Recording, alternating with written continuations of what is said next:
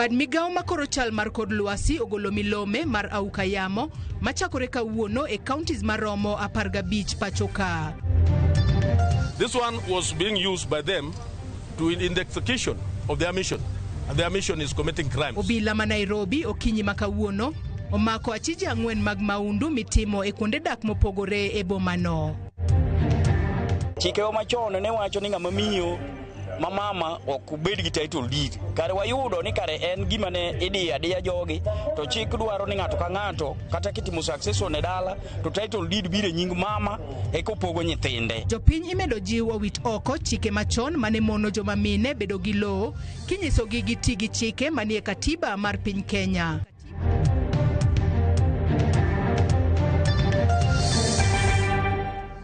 Nyakwara Mugia Jong machiegni eneno weche manyiena mag kagi kacha midhiambo makawuono. Nyinga Joyce Oduor. Komiti od bura mar arita kwayo omigi bilion 3.4 mar ndiko obila manyiena maromo 10,000 kagiwacho ni omenda ma omigi nyalo mana ndiko obila maromo 5,000 kende. Magi oyangi e kinde mane gichwalo kwayo magi magidwaro ni oket e budget misomo dwe manyien. Wawinja madhi mbele. Vice Chair has talked about modernization. Why several program of modernization? Because the same question is in Bagathi. Now, on modernization, we have got two aspects. We have got modernization being implemented by Interior, which is now the one with the 3.4 billion, which is a long-term program. It is supposed to cost 28 billion. And that include now buying APS, makumbaru kwa Kiswahili inaitwa nini? APCs, AMRAPs, drones, to buy what we call shotgun helicopters, and several things that we have already inquired. And the initial budget was that. And it was supposed to be budgeted every year. The first year we did 5 billion. The second time we did 2.5 billion. The other time we were to do 6, it came, disappeared. It went to 0. Now we are reviving it again. When did it start? Immediately after this government came in. So 2022, 2023. The first budget of William Ruto of Kenya Kwanza. 2023 financial year. Yes. Chairman, actually, I have no problem with any monies allocated for security operations at the police.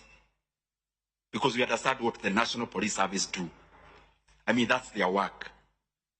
But I have great reservations on security operations money at the Interior and Administration. And especially when Village Elders budget is not there.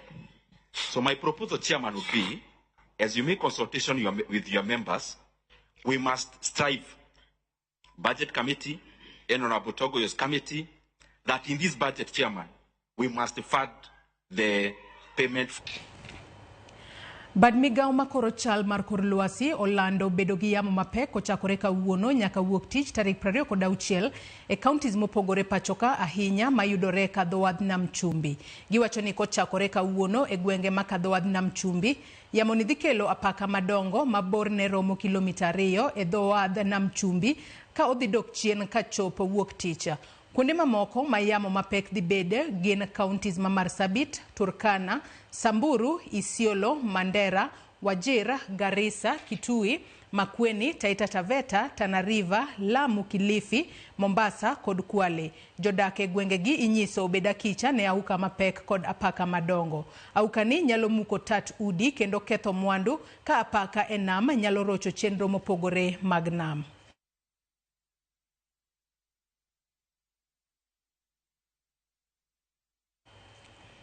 Obila mabo ma Nairobi omako ji 3 mawuok e piny Uganda kod Jakenya achiel kitudogi kod weche maundu e gwenge mag Nairobi kod imbo mar Kenya. Achije 4 go manomaki okinyi makawuono itudogi njore e kuonde dak mapangani, Isili, Majengo kod South Sea. Ne omakgi kod magina 3, achiel mar AK-47 manigi lisasi 30, pistol 2 mane nigi lisasi 20 kod achiel ka obila nono magina go kaponi oseti kodgi e timo njore. Komanda mar obila ma Nairobi George Seda mane otelo ne apedhano oseyo tiyo gi ojende e chiwo arita e romo mag siasa ka onyiso jo siasa owene obila otim tijgi mar rito jopiny.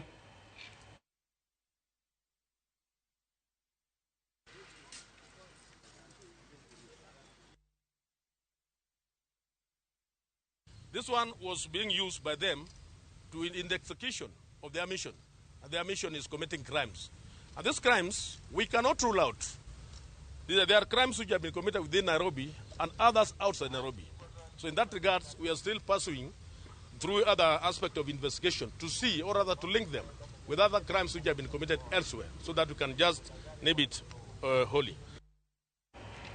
Ng'ato achiel owito ngimane tok kane ogoye lisasi gi jonjore Otieno Manyoro e gwenge ma Nakuru e kar dak ma Pipeline. Mwangi Msharia ma jahigni 53 kendo ja ohala ma Pipeline ne okwal omenda mapok ong'ere gi jonjorego mane nigi magena kod ojala ka min ode mane ni kode to oyudo hinyruok mag lisasi kendo dhi mbele gi yudo thieth e kar thieth maduong' ma Nakuru. Nekno omiyo jodak kod johala bago ng'anyo ka gikwedo medruok mar maundu e gwengego.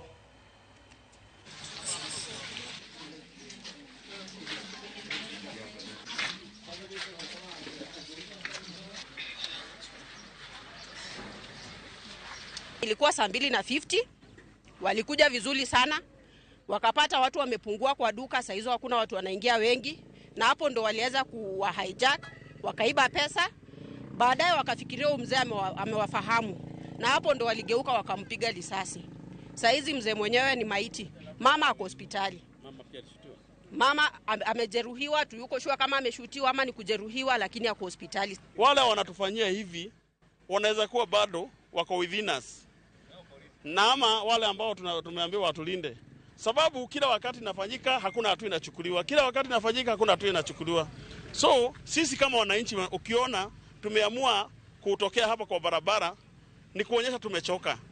About the scene, it was visited by the officers, documented, and we have the assistance of the CCTV footage within the area that is assisting us in investigation so that we can be in a position to apprehend the offenders. Jaod bura mar County ma Homa Bay Joyce Osogo Bensuda kod jaod bura ma Embakasi East Babu Owino ojiwo jotelo e gwenge makaluo mondo riure mar konyo e ting'o malo rang'iny mar somo e gwenge makono. Jaod burago wacho ni tiyo kanyakla e kind jotelo e jiwo weche mag somo biro miyo kwand jopuonjre mathoth chopo lek margi e weche mag somo. Negiloso e kinde nyasi mar somo mane obagi e skund yawuoyi Mambita, chenro ma ong'ere ni Mama County Back to School, kama ne gikone jotelo mar mondo mi kik we nyithindo ma wigi bith mawuok e familia ma yutogi ni piny owuog e skul, ka bende giwacho ni kik wegi gidong' pacho nikech nok mar school fees.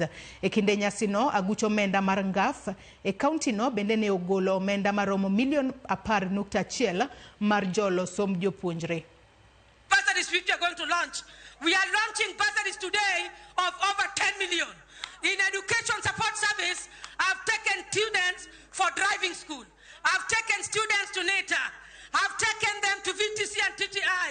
I've sponsored university students. I have PWDs under full sponsorship. Today, I'm giving these students bursaries 5,000 shillings each. Do not give up on this child. Success is failing severally and succeeding eventually. Failure is part of success. It is not the opposite of success. Hawa watoto wenyu wapeleke kwenye vocational training institutions. Wapeleke wenye wanaweza kuwa plumber, wawe plumber. Wenye wanaweza kuwa carpenters, wawe carpenters. Wenye wanaweza kufanya kazi kwenye ma-artisans, wawe ma-artisans. Wenye wanaweza kufanya kazi hata ya kuweka ma-masons, wawe ma... Ywaruok mag lope ahinya ne mond liete kod joma mine en gima pod ogotach e moko kuom gwenge ma pachoka. Mane omiyo tiegruok makende otim e sub-county ma Kisumu West e gwenge ma Nyahera kijiwo ruako chike mar neno ni mine bende opogne gi lowo kendo owe sand mond liete ne weche mag lowo. Jai lieta nigi mathoth. Mond liete ma pachoka pod medo kale midhiero ka imayo gi lope ni mar jopiny pok orwako chike mag lope ahinya mago momiyo mine ratiro mar bedo gi lowo. Ka chuoro setho to jomoko biro ni chuora ni puodho no oseusi.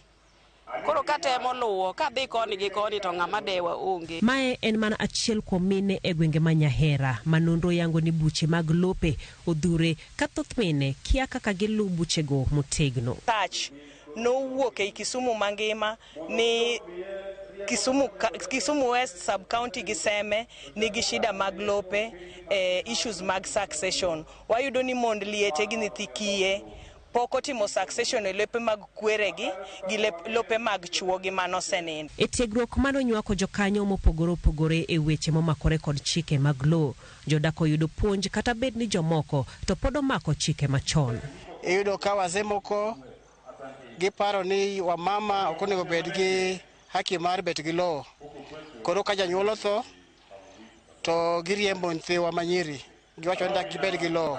Nitie joma oyie gi wach mar miyo joma nyiri lo kata joma mine lo, to nitie jodongo moko ma pod tamore ni mano ok nyal timore nikech mon ikendo ga kuonde mopogore opogore. Koro giwacho ni gidhi gi yud pok margi kuonde mokendgi ego. Nikech jowa gi opuonjo jowa kendo wang'eyo adieri ni kare chikewa machon onego wawe. Chikewa machon ne wacho ni ng'ama miyo mama ok bed gi title deed. Kare wayudo ni kare en gima ne idiyo adiya jogi, to chik dwaro ni ng'ato ka ng'ato kata kitimo succession e dala to title deed biro nying mama e kopogo nyithinde. Moko kuom joma ne ochopo kanyo orwako puonj ma giyudo kod ler e luwo weche mag lope mosebedo ka chandogi kuom kinde. Ke apis ruoth ma gweng'no bende ojiwo jopiny omany kony kowuok e apise piny owacho mopogore opogore.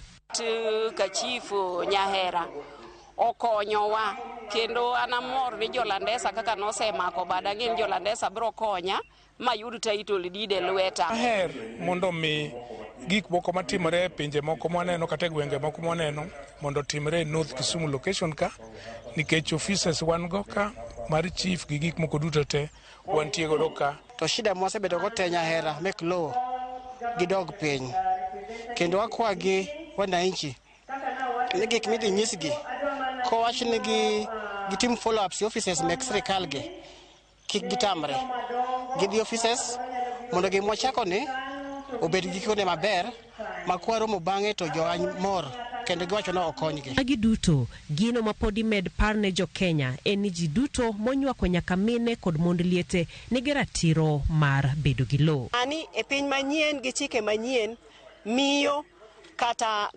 ng'ama dhako obed ni churi ngima kata churi osetho intiere gi ratiro mar lo. Jailieta Ramogiti. Familia moro ma Nyamira manyo wuodgi ma ja klas 12 e skul sekondari ma Mwongori mane olal juma mokalo. Austin Chakua wachore ni ne olal koa e skul tarik 14 dweni tok gwenyore gi japuonj kendo wuok ka odhi e cho kapok onene nyaka kawuono. Familia no ywak ni jopuonj skul no magiwacho ni nokao gi juma achiel kapok onyisgi ni nyathino onge skul.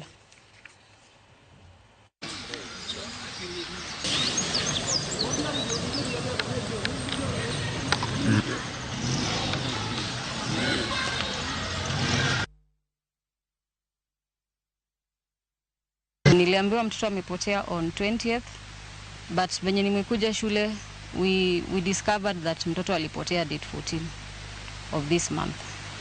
So it was not actually the same 20th they had told us. Mtoto alidisappear on 14th. Yeah, with no trace. The school is not explaining where the child is. So we have been there since yesterday. They are not telling us anything. All the explanations were being given. The deputy says she doesn't know anything, that she was reported late.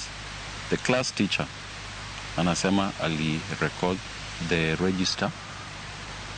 But after 5-6 days, that's when you're saying you're coming to the deputy, telling the deputy that mtoto hayuko hapa.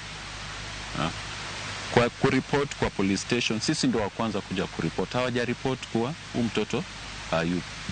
Hata sio wenyewe hatujakuwa informed wazazi wake kuwa mtoto hayupo. Which is, yani, ina heartbreak sana. It's unfortunate that such a school cannot be able to explain wanafunzi ama mwanafunzi kama Austin amepotea akienda wapi. From there, from the school, when we did not get answers, we came to the police station, which is Matutu police station. We talked to the OCS, we talked to other officers, And up to now, they have not given us any answers as to what happened to Austin or as to why Austin is missing from school. We were told that they were going to investigate. We have not seen that happening as such because even the teachers have not recorded any statement.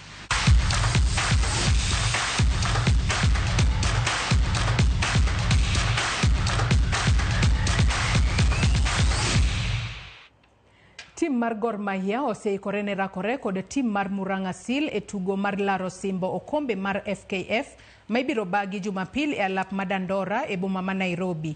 Tugo ni biro juma achiel bang' timbegi rado e tugo mar lig ma pachoka mane obagi e alap ma St. Sebastian Park e kaunti ma Murang'a.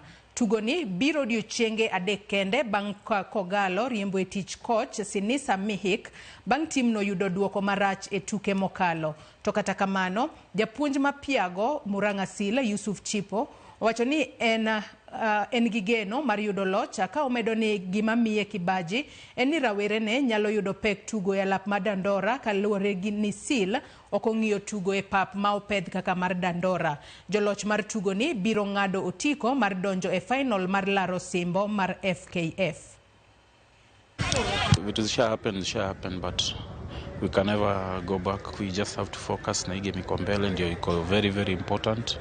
Na feel watu wana come up vizuri. As a team, we need to always go back to the training grounds, correct our mistake where we couldn't do better in our last game. So that's what we are doing. Everybody is putting in the work to make sure that we get the win on Sunday, and we bring the motivation back to our fans and we the players as well. Nami itakuwa ni mechi tofauti kabisa. Manake kucheza katika manyasi haya na kucheza katika jualia lile la TAF ni mpira tofauti. So naamini tutakaa chini na vijana, tuambizane wapi tunafaa turekebishe, alafu twende tukamenyane tuone kama kwa kweli tunaweza ingia finali ya Mozart Cup. Nyakwara Mugejonge kanye mochopo gode giko mar weche manyiena mag kagi kacha midhiambo makawuono anno ka DJV koseikore yo makare mar keloni sokus owake. Ibed kod midhiambo makare, oriti masani nyinga Joyce Oduor.